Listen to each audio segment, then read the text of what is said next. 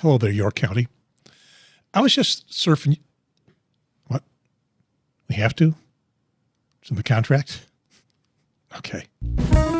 From the studio in the bonus room above the garage on the north side of Fort Mill, South Carolina, in the shadow of Charlotte, the buckle of the Bible Belt, and the foot of Mount Belzoni, this is the York County Democratic Party's YouTube show and podcast.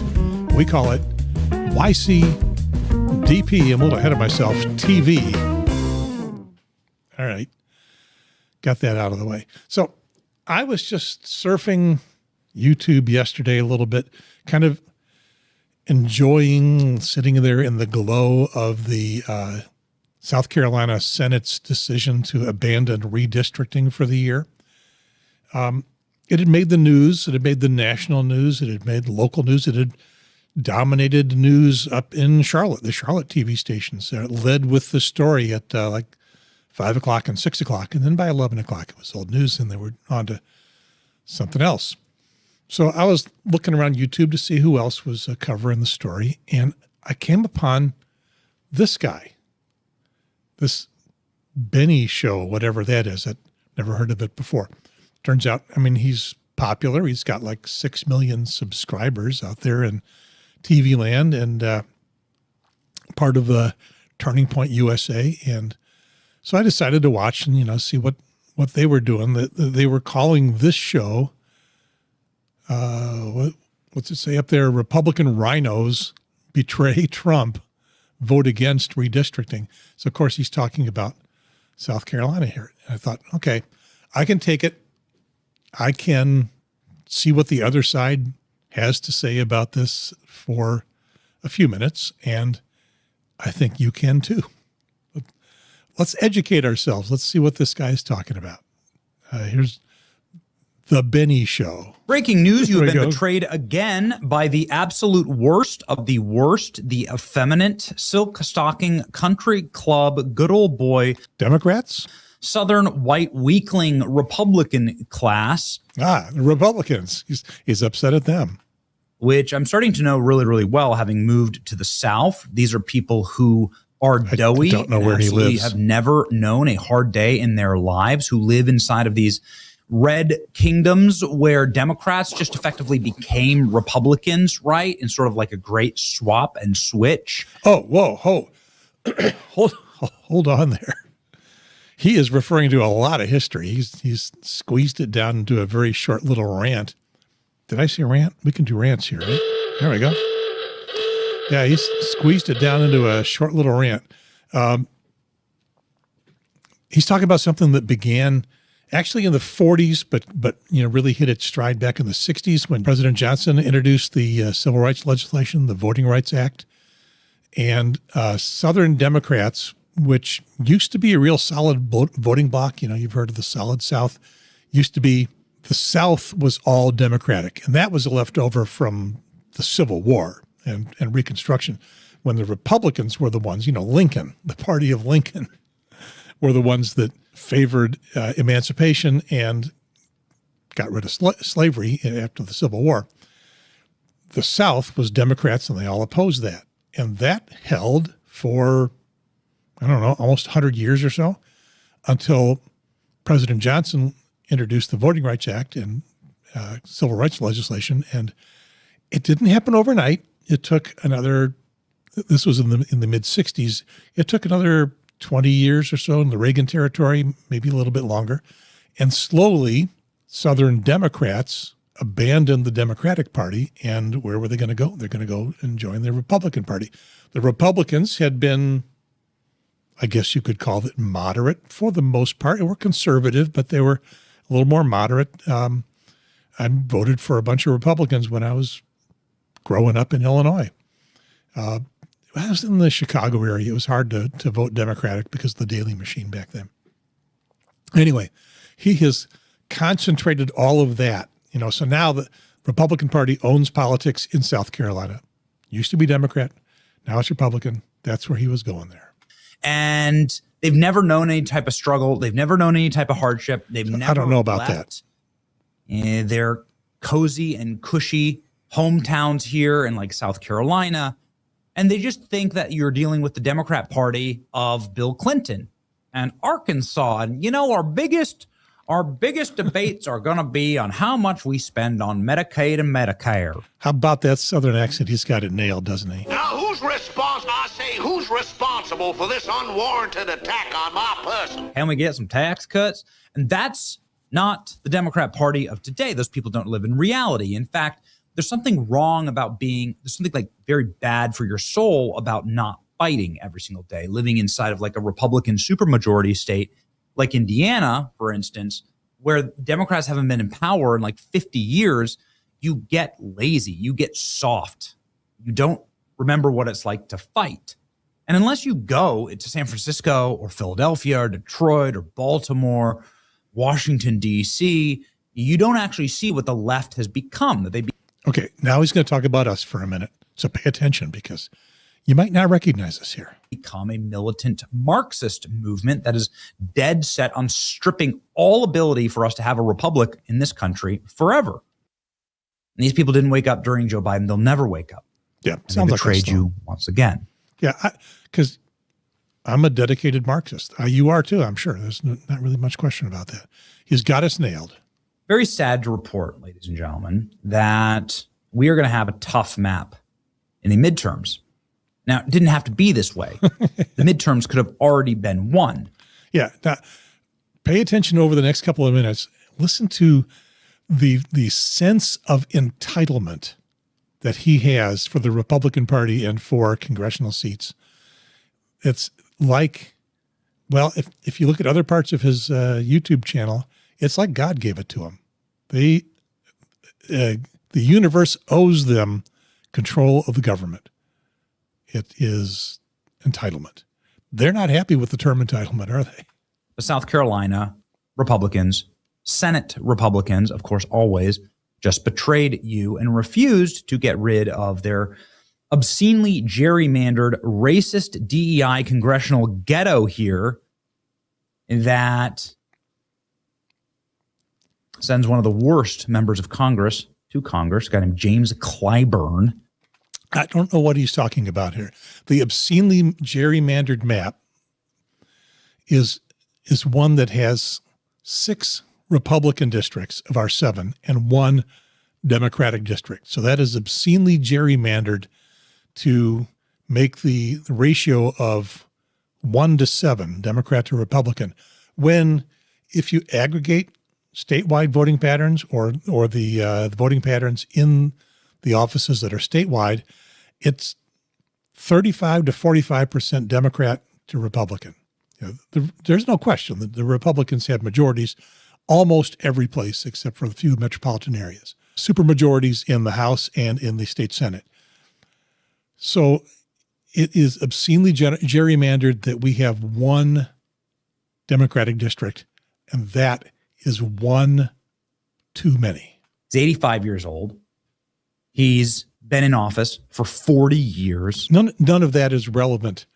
You know, Clyburn's age, none of it is relevant to the argument about whether or not there should be a Democratic district. This was exactly the time to send him packing and to redistrict and to kick him out of that seat, along with all of these other little seats in the South. Now, once again, this is not exactly the time. That situation has been in the case for a long time. I mean, he's getting older, of course, but that's been the case for a long time. The push to redistrict was not something, I mean, yes, it's been in the background of their minds. They've never been seriously considering getting rid of that 1 district until Trump told them to. That's what made this happen now. These seats are Southern Republican good old boy weakness. And you'll notice what Florida has done here. That's a very different type of Republican. This is the type of Republican that understands what the left is capable of. But these red Southern states don't. And so the left has encroached on them, manipulated them, just like they did in Indiana. As you can see here, Indiana giving 2 seats to Democrats. And then all of the senators that voted to do it lost their jobs. Unfortunately for us, that makes it all the more difficult to maintain the House. Now, Republicans have 215 different House seats that are pretty much on lock. These are Trump plus 10 districts. Very hard for Democrats to win. But imagine if Indiana had done their job and gotten rid of these 2 seats, and South Carolina just didn't done their job and gotten rid of this seat, There's the then entitlement. you'd already have 218 Republican seats. It'd be nearly impossible for Democrats to win in the midterms. That's all we needed. Or you could have had Alabama, Louisiana, or Mississippi go for gold, go for broke, and get rid of their Democrat seats, which they all could have done. Entitlement. But they won't do it because they're weak. So too bad. If Georgia had done it, Georgia could get rid of 3 or 4 Democrat seats, but they won't do it because they're all weaklings. South Carolina Senate RINOs killed the America First redistricting map. The final vote was 20 to 24. This was 12 Republicans. RINO, by the way, I'm pretty sure you're familiar with the term Republicans in name only. It's been going on for a long time. The split in the Republican Party, nothing new about that. Does that exist in the Democratic Party? I mean, we certainly have a broad base of Democrats from moderate or centrist to very left-leaning, and they do fight. I don't think anyone calls anybody dinos or dinos. Joining the Charleston, South Carolina swamp, joining Democrats. Can you imagine? 12 Republicans. Indiana cross MAGA, Indiana, and they This guy's a real Trump wannabe. Were warned primary them all.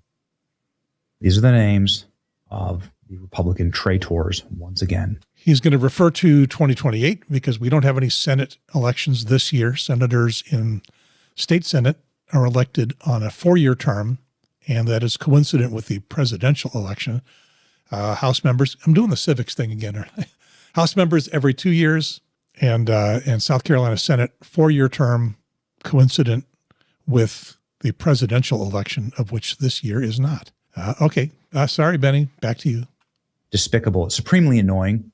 We're leaving at least a dozen seats on the table for Democrats who would happily draw out all Republicans from a Harris +5 to +20 states in Colorado or Oregon if they could. 6 seats from the South, except for Florida and Texas that actually did their jobs. 2 from Kansas and Nebraska. 1 from New Hampshire. At least 3 in Texas. It's 12. South Carolina better approve this map for 2028 immediately. Look at this. Look at how horrible. Well, they can't do it immediately because they won't be in session to work on that map until next year. But I think you can expect that although we have dodged that bullet for 2026 and this year we will be using the current map, yeah, you can expect this to come back. Gerrymander is. Again, is not my 2-year-old would be able to tell you that this is a much more fair. These are better shape. My 2-year-old knows his shapes. These are better shapes than this shape. This is a bad shape. He would tell you. Yeah, but it goes both ways. Sometimes it's good, sometimes it's bad. Both parties have used it. South Carolina redistricting is dead. Vital cloture vote to limit debate and force a vote on the Senate fails. Republicans citing a Democrat argument that early voting has begun to die, so it was too late. Good job. Good job on the Southern accent again. Yeah, and that's exactly what happened. The Senate never voted against the map. There was the possibility of a filibuster. And in order to break a filibuster, they needed 26 votes, and they couldn't get them, which meant that they couldn't bring the actual issue up for a vote. And so they just decided to, I forget the actual technical term. Basically, they tabled it until next year. So it'll still be alive. It'll come back. And then they decided to adjourn. So they did. That did kill it. That did end it. But nobody ever voted for or against it, technically. End of civics lesson. Back to Benny. Yeah, sure. I'm sure that libs would be down with that. You saw what they did in Virginia? Yeah. You saw what they did at the border? Damn You libs. see they do? Like with child mutilation? Like, do you understand that they wanted to bring the whole of Haiti and Somalia into your neighborhood? Now, he is going off the rails here, and now he stopped for the moment bashing the RINO Republicans, and now he's bashing you and me. And have the government pay for them to open up daycares to defraud you. There's nothing beneath these Horrible people. daycares. They want your children dead on the street. They want your daughters running in the high school locker rooms. They're eating the dogs. They're eating the cats. From their transgender coaches changing in front of them. That's what they want. They're desirous of this. It's demonic. Go to downtown LA and look around. Just go. So what, not in South Carolina? We got to go to LA for this? I'm so disgusted by the weakness of the Republican Party. They don't understand what time it is. These people don't understand what time it is. Redistricting is dead. This was a setup. We won't forget the Republicans who killed it. It'll be their fault if Republicans lose the House by 1 seat in November, which it may well happen. Redistricting in South Carolina officially dead. It was a setup. This is why RINOs can never be trusted no matter what they say. Another reason that John Cornyn must go and hopefully will be out tonight. And now we listen to, as I was saying, the voice of his Haley, audience, who knows South Carolina very well, saying that the reason is obvious. South Carolina has one of the most powerful legislative branches, one of the weakest executive branches, the opposite of Florida, giving the highest authority to the people who are most susceptible to lobbying and interest groups is not productive. Giving the highest authority to people who debate and talk all day is not productive. So what he's saying here is that, and South Carolina does have a weaker governor position than some other states and a stronger legislature. And he doesn't like that. He only doesn't like that now because the legislature decided to do something he didn't like. He would be happy with the legislature if they voted his way, but he's not. So he's kind of scrambling for a reason. And in this case, it's all those legislators they're susceptible to lobbying. I guess they are. But what we really need is one powerful executive, as long as that one powerful executive does things the way we want them to. Not subject to lobbying. Giving the highest authority to multiple different people divided on ideology instead of unified to the vote is not productive. It's a great take. In other words, they reflect the electorate. We don't want the entire electorate reflected. We only want our side. The governor's powers have to be expanded regardless of which individual is elected because the legislature has proven that we cannot count on them to take care of roads, schools, congressional districts. Other states don't have to give up or put up with this, and neither should we. South Carolina deserves a government that works. So this is Nikki Haley's son, who's actually very based. Good to hear the Republican rationale for things now and then. So good for you, dude. Time to teach South Carolina RINOs the Indiana lesson. That's exactly right. And there it is. We told you, slow rolled it. So they had a reason. Call your senators, tell them that we're going to do to them what we did in Indiana. And I think what he's talking about in Indiana is that legislators who opposed what Trump wanted to see happen got primaried. It's the face of weakness. This is exactly the type I'm talking about. Exactly the type I'm talking about. The guy who has never known struggle in his entire life. It's just cushy. I like my Democrat friends. But this is what they say. The Columbia swamp has to end. Good job on the Southern accent. And now he's going to give a nod right here in South Carolina to Congressional District 5 with Ralph Norman. Yay for us. Vote Ralph Norman, the only candidate for governor who's been calling for redistricting for more than a month. He's calling for it since August 2025. Ralph Norman is the man running for governor. Yeah. Weak. Call them out like Indiana. Lieutenant governor who's running for office says it's time for South Carolina Senate to step up and finish the job. Well, too bad. Too bad. We're very disappointed with South Carolina's Senate failure to act on President Trump's call for redistricting. Not all of us. It's an incredible missed opportunity. Now we have to focus on what's ahead for us, winning the next election to protect a majority for Trump's agenda. Well, you failed. If you're the South Carolina Republican Party, why don't you just say we're going to primary every single senator and name all the senators? It's weakness. It's performative. Spineless. Primary every one of these so-called Republicans who stood in the way. We totally agree. That might happen. Enough. This is not the time. Understand what time it is, and this ain't the time. This ain't the time. People are pissed, and I'm sorry to report to you that you have been betrayed once again. Let's go, ladies and gentlemen. Metaphorically, politically, rhino hunting. See. He pushed his own off button just a little bit too fast. Yeah, South Carolina Senate elections won't happen for 2 years. I'm pretty sure that what happened yesterday is going to be brought up in campaign advertising and in primary elections, and we will see what happens. York County is a pretty heavy-duty MAGA Republican county. If you watch any of the GOP meetings that are on YouTube, they've come and gone on YouTube, and I think you can still find them. You'll find that they're pretty MAGA friendly, and they are rhino hunters. A while ago, I made a YouTube short about the concept of rhinos in the York County Republican Party. Let's take a look at that.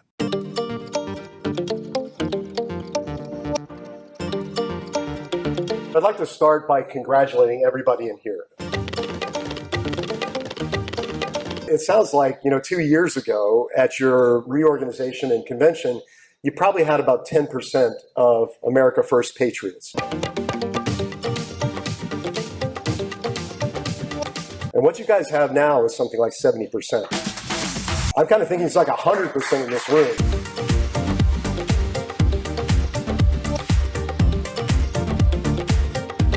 Republican. RINOs, let me say. Excuse me. So we're recording this, I gotta watch myself.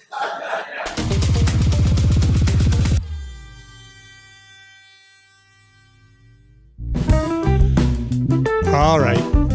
I think we've had enough fun. Let's see. Can I get my name in here for a second? I'm Gary Pearson, the producer, and this has been the York County Democratic Party's YouTube show and podcast. We'll see you next time. It is YCDP TV. Over and out.